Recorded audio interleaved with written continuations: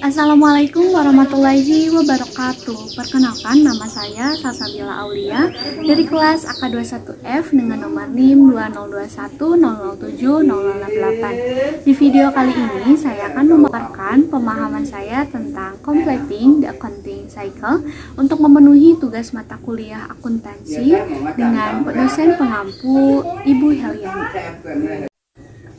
Completing the accounting cycle atau yang biasa kita kenal dengan siklus akuntansi adalah proses berulang untuk melakukan kegiatan analisis, identifikasi, dan merekam setiap kegiatan akuntansi dalam sebuah perusahaan. Siklus ini terjadi dalam kurun waktu 1 tahun, umumnya dimulai pada awal tahun dengan pembukaan pembukuan dan ditutup dengan jurnal penutup. Adanya siklus ini dapat membantu pemilik perusahaan dalam melakukan kegiatan analisis transaksi terkait kondisi keuangan perusahaan yang dimilikinya. Ada 9 tahap siklus akuntansi. Yang pertama, menganalisis bukti transaksi bisnis. Yang kedua, membuat jurnal transaksi. Yang ketiga, memposting ke buku besar.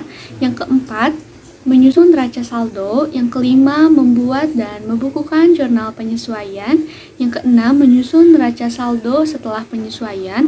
Yang ketujuh, menyusun laporan keuangan. Yang kedelapan, menjurnal dan membukukan ayat sesudah penutup. Dan yang terakhir, menyusun neraca saldo sesudah penutup.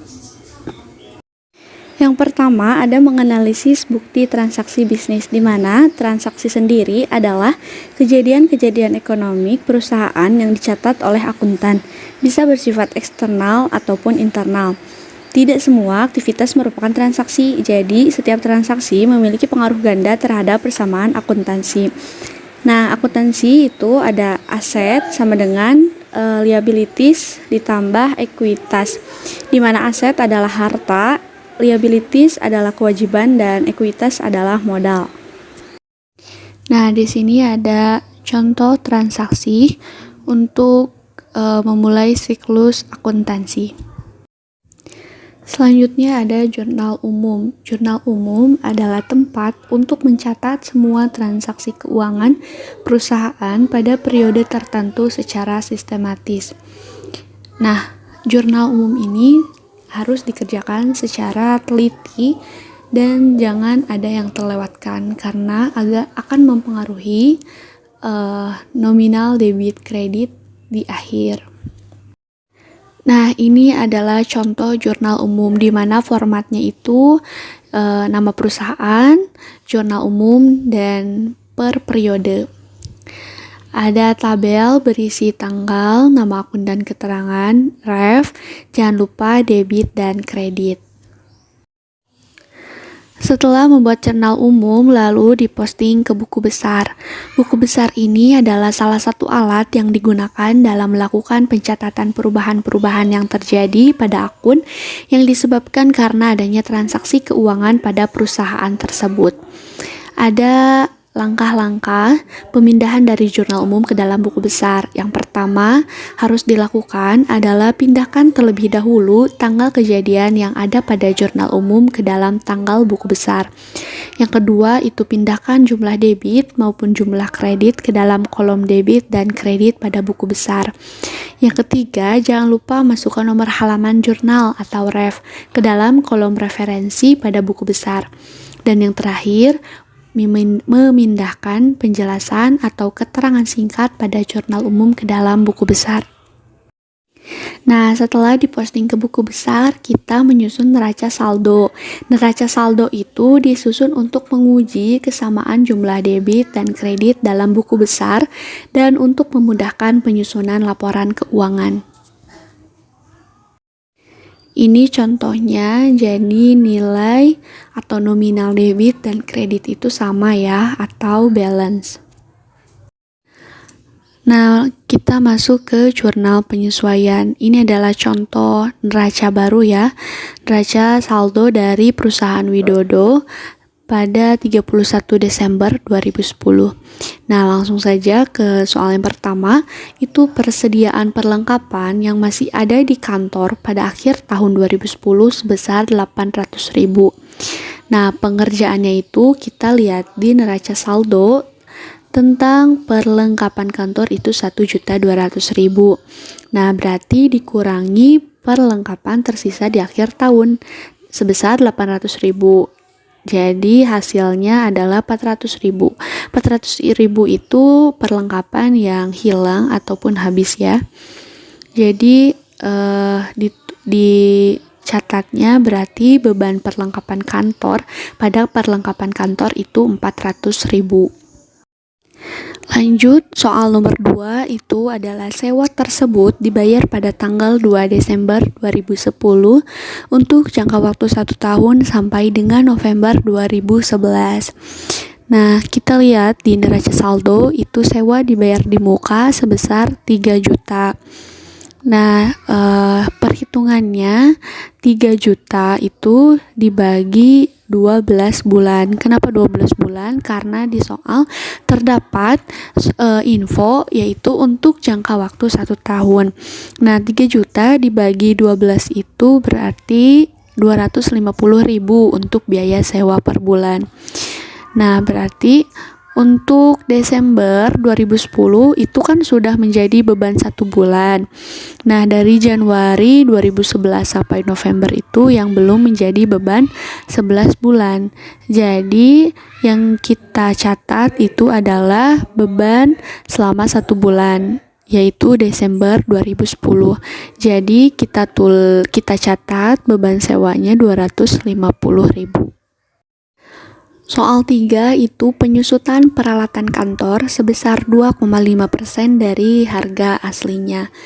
Nah, seperti biasa kita lihat dari neraca saldo peralatan kantor itu sebesar 20 juta. Dikali 20 juta itu dikali dengan persentase penyusutan. Nah, persentase penyusutan itu sebesar 2,5%. Jadi 20 juta dikali 2,5% itu adalah 500.000. Nah, ini adalah jumlah beban penyusutannya. Jadi kita catat beban penyusutan peralatan pada akumulasi penyusutan peralatan itu sebesar 500.000. Nah, untuk soal keempat itu gaji yang masih harus dibayar ke karyawan sebesar 1 juta. Nah, ini langsung saja ya, beban gaji pada utang gaji itu 1 juta karena di soal sudah ditetapkan. Untuk soal 5, pendapatan jasa yang masih harus diterima sebesar 1 juta. Nah, ini sama saja seperti contoh soal nomor 4, di mana ini sudah ditetapkan ya nominalnya. Jadi kita catat piutang usaha pada pendapatan jasa itu sebesar 1 juta rupiah. Nah, ini ayat jurnal penyesuaiannya kita catat langsung seperti nominal yang tadi sudah kita bahas. Ditambahkan saja di debit itu sebesar 3.150.000 dan di kredit juga sama sebesar 3.150.000.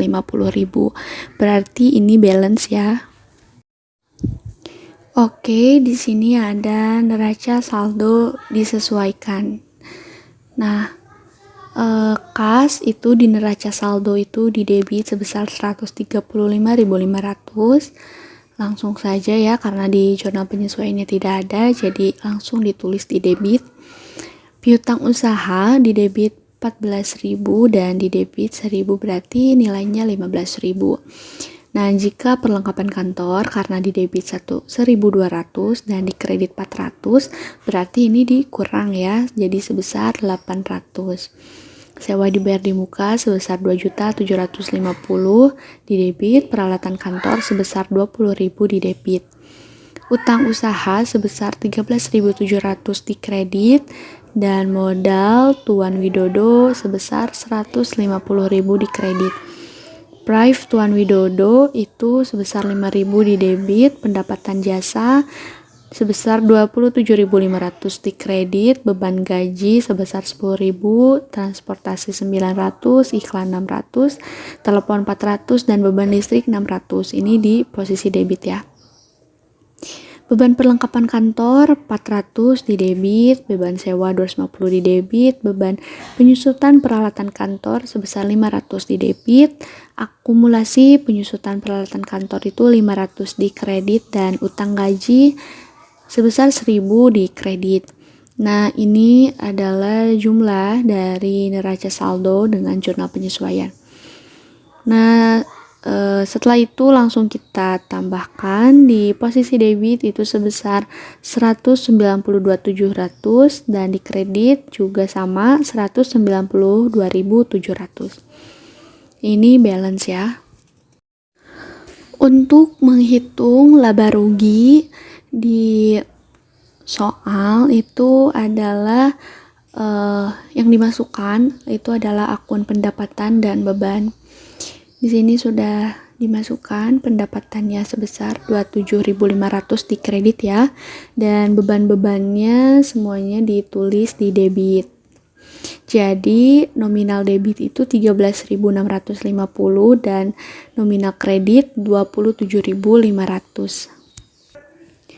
Nah, karena nominal kredit lebih besar dibanding debit, berarti perusahaan ini mengalami keuntungan ya. Jadi, jika nominal kredit lebih besar dari debit, maka perusahaan itu mengalami keuntungan. Tapi, sedangkan jika nominal debit lebih besar dibanding nominal kredit, maka perusahaan itu mengalami kerugian. Untuk keuntungan di perusahaan Widodo ini, perusahaan ini mengalami keuntungan sebesar 13.850. Selanjutnya ke neraca. Nah, neraca ini kita memasukkan semua akun kecuali pendapatan dan beban, karena pendapatan dan beban sudah dimasukkan ke dalam laba rugi ya. Jadi di neraca ini memasukkan semua akun kecuali pendapatan dan beban. Nah, di posisi debit kita tambahkan semuanya 135.500 tambah 15.000 tambah 800 sampai 5.000. Ini hasilnya adalah 179.050. Dan di kredit 13.700 ditambah 150.000 ditambah 500 ditambah 1.000 itu sebesar 165.200. Dan perusahaan ini mengalami keuntungan sebesar 13.850. Ini balance ya, sama jumlahnya seperti laba rugi.